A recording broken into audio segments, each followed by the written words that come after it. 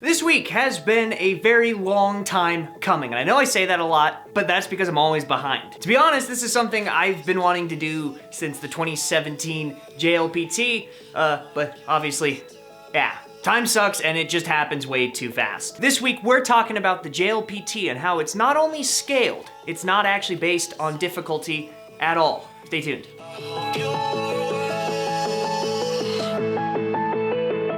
Hey, what's going on, everybody? My name is Chad. This week, now I, as Chad, am not a statistician, but I've seen more than enough Reddit rage posts of people that are so mad at how unfair the JLPT is, and I figured, you know what? I'm just as qualified as those anonymous people on Reddit. Let's throw in my 2 cents. Now, prior to the now infamous great coffee spill of 2019, I actually had 3 videos prepared with 3 separate Japanese people, someone who graduated Japanese high school, graduated Japanese, I guess it'd be college, and then graduated Japanese university, so someone that went to law school. Gave them all basically a mock N1, and surprisingly, none of them got perfect scores. They all got leveling scores of passing, obviously, but it was kind of cool to see how and where they messed up. But until I end up scheduling a time to refilm those, which will probably be after this semester, sometime this summer, I figure it would be a good case point to bring up here. The reason being is because the score that they got on those practice tests that I gave them is not exactly the score that they would have gotten on the JLPT. Now, why is that?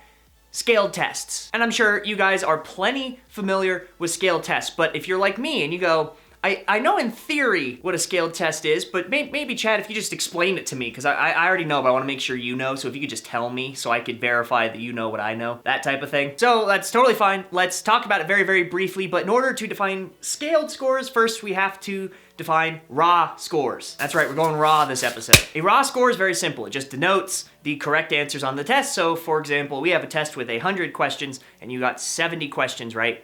That's a 70% or a 70 out of 100. But if you guys have tried to get into universities, if you guys are doing certificate issuances in any type of skilled trade or in Japanese, you've probably encountered not a raw score, but a scaled score. The vast majority of scaled tests scale by difficulty of the test given. So if you were here in America, if you have like the SAT, the one that's on your desk may not necessarily be the same as the one next to you, or in the class down the hall, or same as the one in Jacksonville, Florida, or even when they're taken at different times of the year. So to make up for this, they have kind of a hidden scale, something that they kind of decide themselves on what they decide the difficulty is. And then whatever you happen to get, if you get like a number 3 on the easy scale, you'll be graded more harshly. If you get a test that's a number 7 on the difficult scale, you'll be graded a little bit easier. Now, this is not necessarily a problem, but it is also not how I mean the scaled scores of JLPT goes.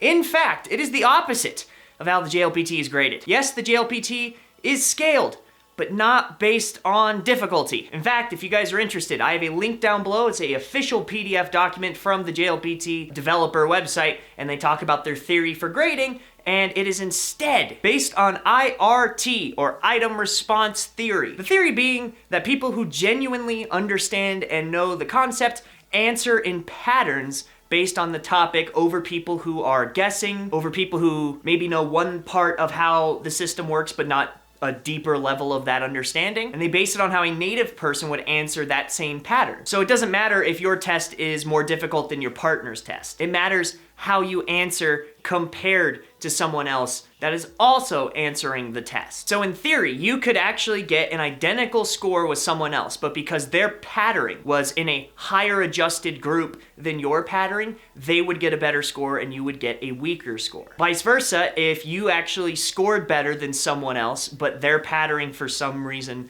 was slightly better than your patterning, you guys might be brought more towards the middle, having a similar score. The PDF I have down below breaks down kind of an example of how that would work in 61 different patterning groups. I would be out of my league trying to explain that to you, so my hope is you can go down there and read that PDF. It is in English. There's a Japanese version too, if you guys would like. It's on the JLPT website. It's kind of a pain to find. But either way, it goes into their methodology for grading these tests. That is not saying that you merely have to pick a pattern and you don't have to know the knowledge. A right answer is a right answer. I don't have the scale. They don't release the scale and how they determine that stuff. If anyone says they have it, they're a liar or they stole it. But at the end of the day, I have yet to see any evidence that a scaled score of 150 is brought down to an 89, right? To below passing. It will affect people like me who are within, 5 to 10 points of passing.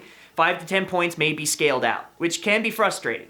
But does this mean the test is unfair? Does this mean it is rigged and it's not truly testing you on Japanese? Does this mean the JLPT is a fraud and not very good at scaling fluency? I think I would have to agree with the latter point, but not the previous. Now, the test itself does not claim to be a fluency test. That's kind of been pushed onto it. In fact, if you look at the name, Japanese Language Proficiency Test. So it's not saying that someone that passes an N1 is going to be fluent. It says that you are going to have sufficient ability to do X, Y, and Z according to the levels that they give. Do I think that it's a good test of fluency? Of course not, but it's not trying to be. I met someone at Genki who was there about 2016 now, so 3 years ago. He had an N1, but his spoken Japanese was atrocious. And there were plenty that he couldn't read in class. In fact, he was in my class, which I'm not N1 level at all. So it should tell you how they dropped it. Likewise, I know people that are just unbelievably good at Japanese. One of them is a buddy from the Netherlands. He's been in Japan with his wife. I mean, I know it's more than 10 years, might be less than 20. I don't want to say specifically. But minus a accent, yet he's kept his, Netherlands accent. His Japanese is great. In fact, if he didn't have that accent and I called him on the phone, I'd have no idea he was foreign. He failed the JLPT, the N1 to be fair, so many times by his own account that he didn't want to continue taking it. He thought it wasn't necessary, he didn't do anything, and he's on his spouse visa, so it's not like he needs it for his work. As far as I'm concerned, again, personal hat time, kind of opinion hat, it seems to be a good barometer for critical thought in Japanese, but I think that's a good thing, right? Like, that's really what you want when you're looking to hire someone who's foreign in Japan, right? You want someone that's able to function in a world, even if their language isn't perfect, they're able to figure out and function and problem solve. They could show critical thought in the language and unique opinion. I can understand where people think it's unfair or where they think it's, completely not testing on Japanese at all. I disagree. I think it is testing on Japanese. Just not in the way that a lot of people want. Not in a way that you could just run word lists forever and then eventually hit some level of fluency, which seems to be what a lot of Reddit wants. Anyways, I don't think this should deter you guys from taking the JLPT. I'm happy I could kind of distinguish the difference between this, a normal scaled score, and a raw score. I personally, even though knowing this knowledge, am still trying to pass the N2 because it was the first goal I set learning language. Even if I had to reset my first goal starting today, I would not even bother with the JLPT. I would have other fun goals that have to do more with real life stuff. But because I set the goal, I need to finish it, even if I don't think it's necessary or even fun at this point to do. It's just so I could prove to myself, I set a goal, I could complete the task, I have the ability, the time, the brain power, and then once it's complete, I can then go on to a more adjusted goal that's more in line with my likes, what I would like to do with the language that I'm learning. But hey, did this video help you at all? If it did, please leave a like down below. It does tell YouTube that, hey, this Chad guy is worth not demonetizing or lowering. If you have any questions, comments, concerns, or compliments, as always, you're more than welcome to leave them in the comment box down below. I do personally read all of them. I do live stream every Saturday, so I will see you guys on Saturday's live stream, 9 p.m. Mountain Time. We all watch anime on a live stream and hang out and have fun. We could talk Japanese, we could talk Japan, or just random stuff. I think a lot of last week was about Pokemon for some reason. If that at all sounds fun to you, you can set a reminder on my channel that'll ping you whenever anything fun happens. That's a good way to get a hold of me. Anyways, that's it for this week, everybody. Love hard, love deep. Congrats to everyone that passed their finals, and I will see you all next week. Bye-bye.